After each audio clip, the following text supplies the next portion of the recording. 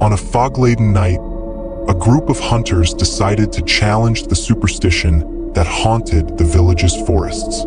"Don't go in there, the Tata Duende doesn't forgive," the elders warned them.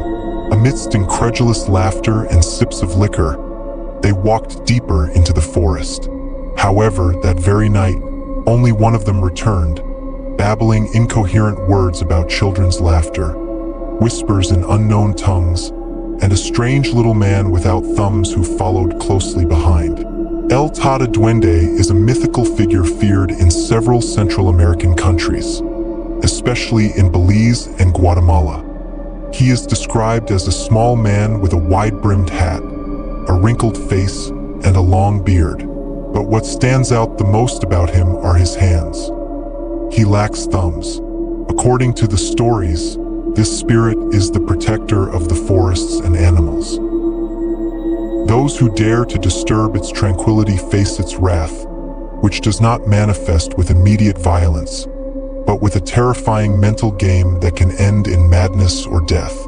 The elders say that Tata Duende punishes poachers, misleads those who mock him, and takes away disobedient children. His presence is announced by a sharp whistle and the echo of sinister laughter that seems to come from all directions.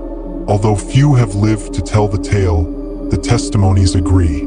Her gaze is hypnotic, and once you cross her path, escaping is almost impossible. Mateo was a man known in the village for his bravery and his defiant attitude towards popular beliefs. Determined to prove that Tata Duende was just a myth, he organized an expedition to the forest with 3 friends. Their goal: to hunt the biggest deer they could find.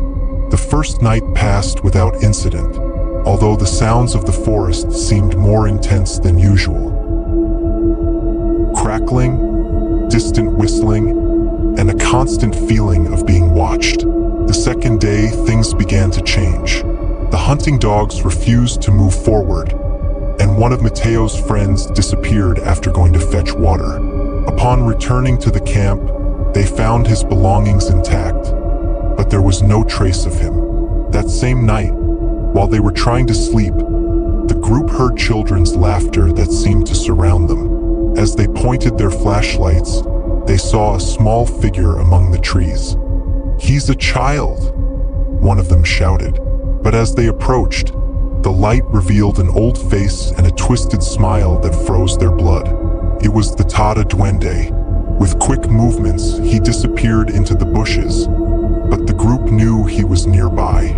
The next morning, 2 of Mateo's friends were no longer there. Their footprints seemed to have vanished into thin air.